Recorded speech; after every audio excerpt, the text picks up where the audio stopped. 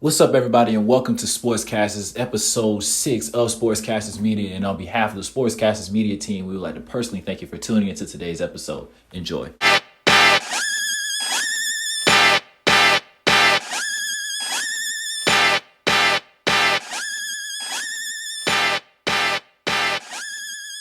Tell us why. Yeah, I am the king of the E. Hey, get it like the DJ. Yeah. Hello, everyone, and welcome to episode 6 of SportsCasters Media. I am your co-host, Emma Houghton, joined by my other co-host, Julia Santos, today. Happy Thursday, guys. Thanks so much for being here. How are you all doing? Yeah, how are you? Good, thanks. We are joined today by special guest Raqwon Niles, and, of course, our two steady fast, Matthew Anderson, Sterling Harris, our analyst, and our co-founder, Chris Lyles Jr. So we have three super relevant topics this week. We had a really busy week and in sports. And Raqwon, I want to start with you. We had heartbreaking news. Really started Sunday night when the Board of Governors met. And then on Monday, Tuesday, and Wednesday, a bunch of decisions came in. 2 of the Power 5 conferences have canceled all fall sports, including football. Some other non-Power 5 but FBS schools have followed suit. What was your initial reaction when you heard those decisions coming in? It's the right thing to do. But now looking at it, I see it as the ACC, the SEC, and the Big 12 still going on to play football. So now that's Munster going against Munster now, because you got 2 conferences already out, then you got 3 conferences going in. But then again, they might just go ahead and play football because the last couple of champions been from those conferences. So really, those other 2 conferences being out of it really don't make it no difference. Yeah, and Matt, do you foresee the other 3 Power 5 schools canceling football or going with it and seeing what happens in the coming months? I see the SEC going to keep pushing and try to go ahead and play, and because they're going to keep trying to play, the ACC is going to follow suit because they're like the same regional area. Now, the Big 12 is a little bit interesting. I guess Oklahoma is trying to push the narrative, them and the guys at Oklahoma State and I can't think of the city it's from, but yeah, I see they're going to push it until they can't anymore. They get a couple of cases, they're going to keep trying to go on. And one thing I don't think a lot of people take into consideration is one of the big things we're going to be that whenever everybody gets back to these college campuses, what's going to happen. But it seems like most of these college campuses are going to online classes anyway. So although the kids will still go to parties and stuff like that, at least that will be a little bit limited. But I think they're going to push through just kind of how Major League Baseball gets done. They're going to do the same thing for college football and the conferences they're still playing. Yeah, and Major League Baseball definitely got off to a rocky start. Some teams are still feeling those consequences, but it definitely has plateaued a little bit in terms of positive cases.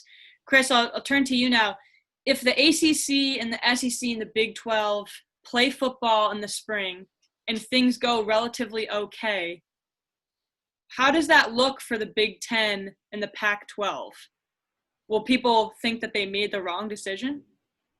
No, I think it's just you got to do what's best for you. I think that's just with anybody. I think for them, they're just going to have to somehow, in a way, catch up and figure out what can they do as far as putting together a postponed season. But I think it's just all boils down to you just felt like you had to do what you had to do, what's best for your institutions and what's best for your student athletes. And I mean, it is what it is. I mean, they made a decision. I hope that in them making that decision, it's safe for everyone, and they can still continue to do what's best for their respective schools and organizations. So Sterling, what are your reactions to Chris's answer there? Because he's saying every school's got to do what's best for them, but aren't all these schools and all these medical advisory boards dealing with the same information, the same medical data? How are these schools then making different decisions if we're all looking at the same data in the United States? Feel like, one, that it is the same data they could be looking at, but it still depends because of the reasons. Like, who's to say that COVID in the South does not translate to different type of conditions in the North, where it's pretty much cold, not cold year round, but it's going to be mid-70s. It's going to be mid-70s. That might be the highest it gets up in the North, where you're talking about the Big 10 schools and then the Pac-12. I mean, some of those schools are really high up north, like Washington and Oregon and stuff like that. But, like, in terms of talking about safety and stuff, I don't see how a spring season makes anything safer. You're gonna or better for anybody, anyways, because who's to say the virus isn't worse in the spring after it goes through after it combines with flu season and all that type of stuff. And then we got a situation where you're putting college athletes who are already basically employees through. They would have to go through 2 seasons in less than 12 months, which is ridiculous. And I think that's worse safety-wise. That could cause catastrophic injury to multiple athletes, and that's where safety-wise and going through with where the schools have now set up a testing plan. They have it, going from May to about now, they got the kinks out in terms of how they're going to test kids, how they're going to do things, and now that they got it where they feel like they're rolling, I feel like that could be safer than now. What are you gonna do with the kids if you don't play? You're gonna send them back home. You're gonna take them out of supervision basically to the coaching staff. Like, I don't see how spring would be any safer than playing it right now, where coaches have things under control. They have a schedule set now, and like Matt said, most people have online classes going on. So if they just stay in their dorms and go to the facility, they're already tested. I think that could prove to be a better formula than sending them home or whatever you're going to do with them and then come back in the spring. Yeah, there definitely is something about that mini bubble of keeping the kids on campus if they do the right thing. So we're bringing some special guests on next week. We'll have a lot more to say about college athletics. Hopefully we don't get more cancellations until next Friday. But I'm going to pass it over to Julia now. We'll discuss spring football, all of that next week. But now to the NBA bubble, some in-game NBA action.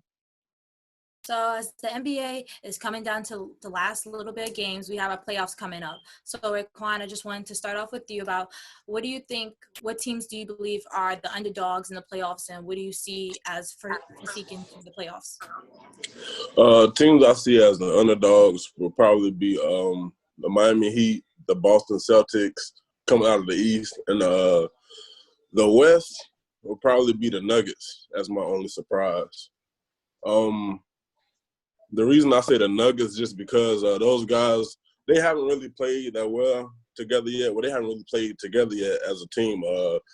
Gary Harris and Will Barton are still out. So when those guys come back together, Bobo's clicking, Michael Porter's coming along. So that's going to be a scary team to mess with. And then in the East, Miami Heat, they do defensively. Jimmy Butler's ticked off. So they're going against the Pacers. So, hey. There ain't too much I can say about that one. Then the Boston Celtics, they just going to do what they do. Long as Tatum going to keep progressing as he get older, and as long as he keep doing that, they're going to be championship contenders. Why did you bring up the Heat? You done got Sterling started.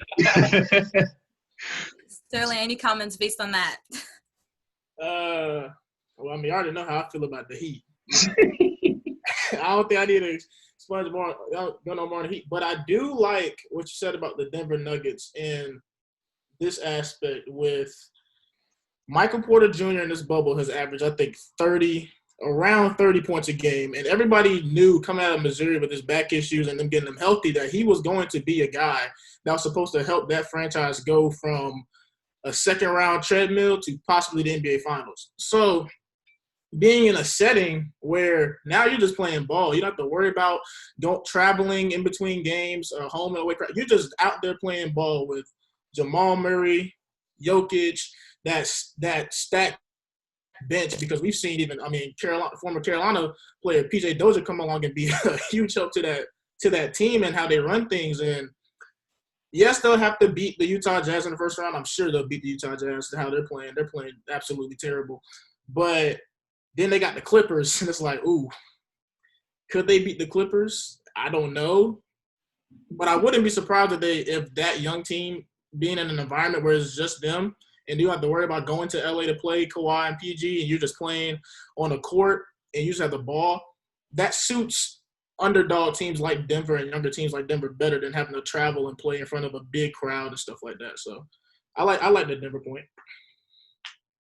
Now, Matt, I want to switch it off to you and ask you, since the teams have been in the bubble, how do you feel that the dynamic has changed? Do you believe that players have been getting better by playing the bubble and not having fans? Or do you think that it's been a big difference in the team's dynamic of playing?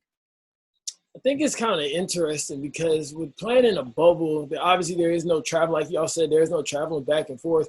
So it's literally kind of like a glorified not scrimmages, I don't want to say, but it's like ball, all right, this is the play, go run the play, get back and forth. And then also like a scrimmage type environment where you kind of cheer each other on. I like watching basketball where you see the teammates get really interactive, on the bench and stuff like that. And so you see just a little bit of that, especially like whenever that's our guy, Devin Booker hit the game winner. But for the most part, it's just like, okay, just run the plays, make the baskets, and let's continue to advance. I'm going to be really intrigued, I guess you could say, to figure out when the playoff starts, how much that kind of amps up and how can they kind of recreate that playoff environment. But we're going to have to see what happens. But I obviously prefer whenever, you go to the away team, you have to walk through, you get to see the guys walk through the tunnels and stuff. That's my preference, but obviously COVID had a different plan. Now, Chris, I don't know if you know, but, recently the NBA just released about having guests and family during these games at the playoffs and allowing, each player to bring about 4 guests into the bubble. So how do you think that will affect, and do you think that will be helpful for them to at least have those little bit amount of fans at each game?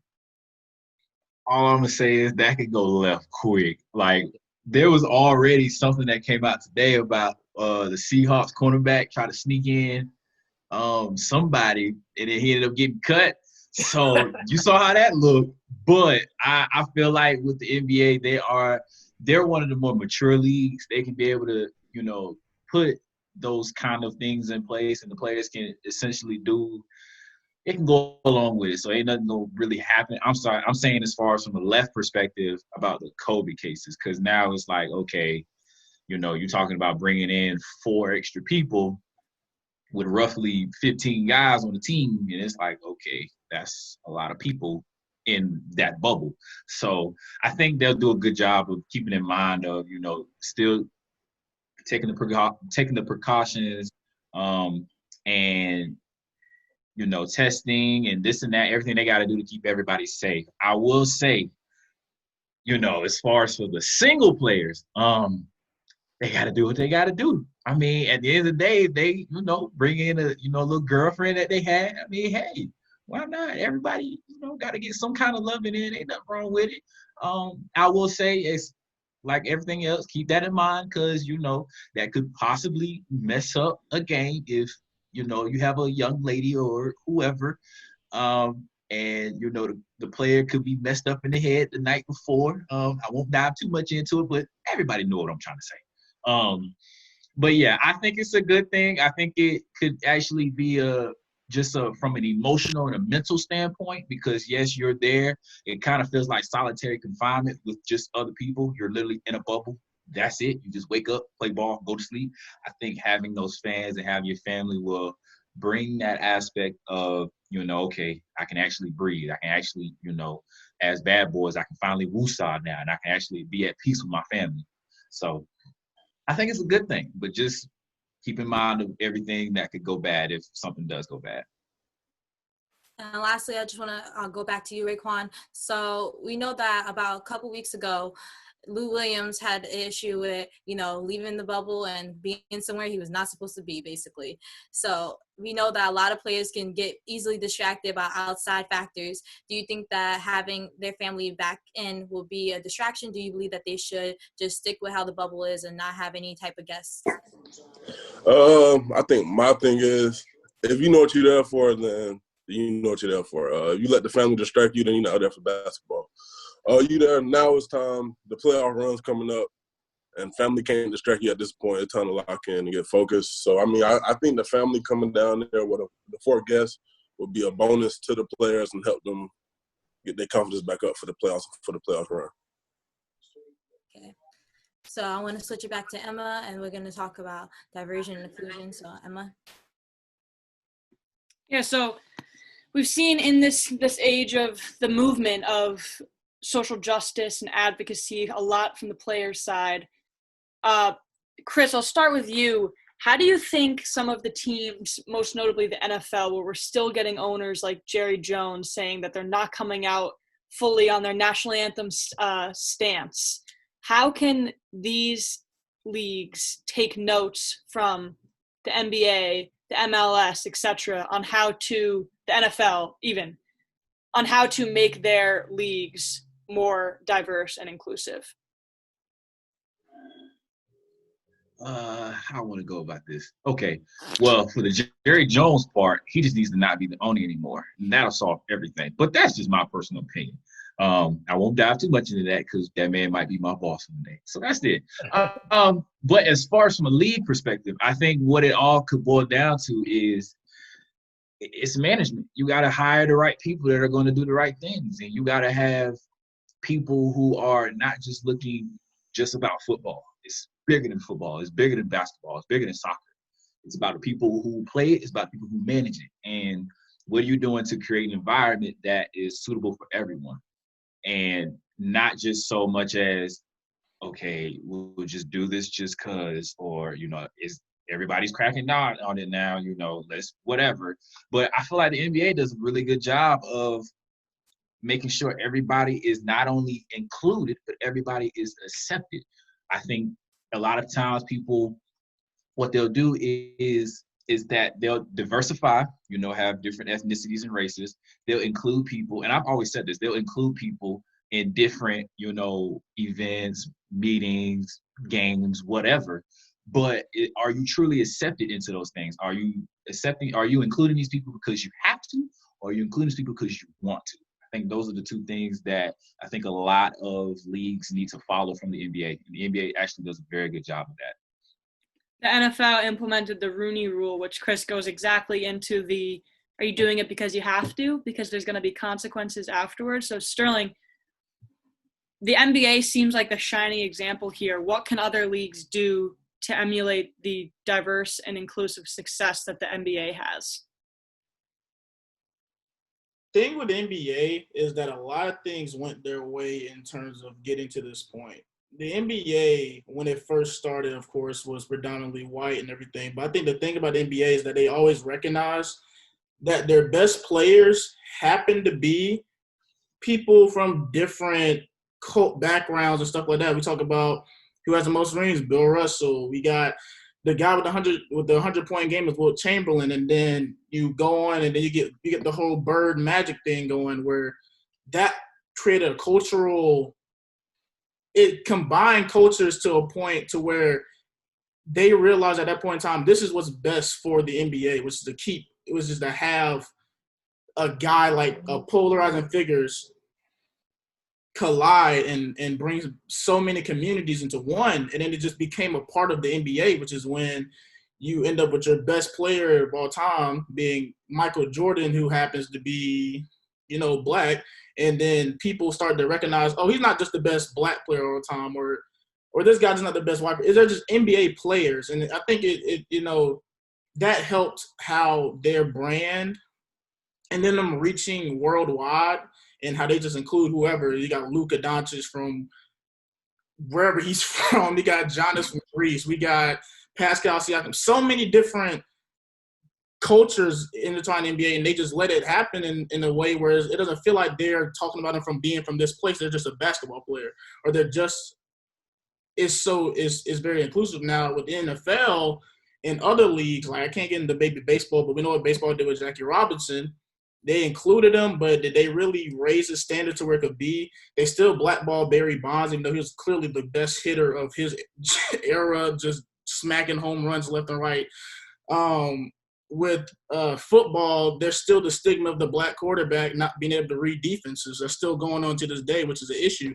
Maybe if the NFL finally accepted that, hey, these guys can do exactly what with the black guys or whoever else can do what these white guys do, and we don't put the stigma about this certain type of person having to be the guy that leads the team, then maybe they'll start to look at them as just quarterbacks, not black and white quarterbacks. So I think those are the type of things that at least have to recognize what is real and let it lead the league instead of trying to split it up into, well, this type of quarterback or this type of player or this type of hitter. Just let them be what they are, professional athletes, which is what I feel the NBA has done for a long time at this point. Raqwon, do you agree that it comes more from that player standpoint instead of the executive top-down mindset? Yeah, I do. Just because I think the owners, they don't know what's really going on right now. I believe all they see is green. So with the players you see, you see in the NBA, it's a difference between the NBA and NFL. NBA, you know who their NFL PA is, Chris Paul, Jaylen Brown. You see they're big on the situation. But then from the NFL side, you don't hear nothing from the Russell Wilsons, the Von Millers, nothing. I think it's on those guys there to bring in people around, to bring in people around to talk about social justice, just like the NBA did. Matt, what are your thoughts on that, the players too? That was a really good take on the whole Russell Wilson situation. As a matter of fact, the NFL was surprised whenever the guys got together, like you saw Patrick Mahomes and all those guys got together and did that video. In the NBA, you completely expect that, and then they're a little bit more open, like the I can't breathe wearing the jerseys and stuff like that. But also, when we get talking about inclusive, y'all know the word inclusivity, however it is. Inclusivity. But yeah, it's all about who can do the job. And like what are the requirements, who can do the job really well, regardless of their color of skin or whatever it may be, and giving them the opportunity. And then once we give you the opportunity, if you do the job well, okay, let's keep letting people in. But I think right now what you're dealing with a lot of is like, we're not going to give you the opportunity. And like I've been saying on this thing for a couple weeks now, it's like if a black coach messes up, you're going back to the bottom. There will be no, you'll be back next. Did I go out, bro? You did, but it's cool. I was on it. I figured, but yeah, I don't know what y'all got from that, but no, it was a great point. It was about you left off when you said if you're a black coach and you don't get it, you just go right back to the bottom. Yeah. And I think we're in a moment now with all this social justice action happening where these white owners have a chance to be held accountable and they have the chance to make a difference. So this is their time to prove that they're going to be making those diverse hires and listening to the athletes. And exactly, I think Sterling made a really good point about letting the players just be athletes, just be people playing the sport, which is what they're hired and paid to do. So, of course, SportsCasters Media, we're super excited about talking about sports, but because sports is for everyone, we also wanted to put in this serious topic just because of the climate we're in today, and it is really important to talk about these topics. But Raqwon, thank you so much for joining us today. Chris, Matt, Sterling, as always. Julia, thank you for coming on as well. SportsCasters Media is brought to you by Rel's Revenge and official Slim Dev music. But guys, thank you so much for being here. Thank everyone for listening, and we will be back next week with SportsCasters Podcast number 7.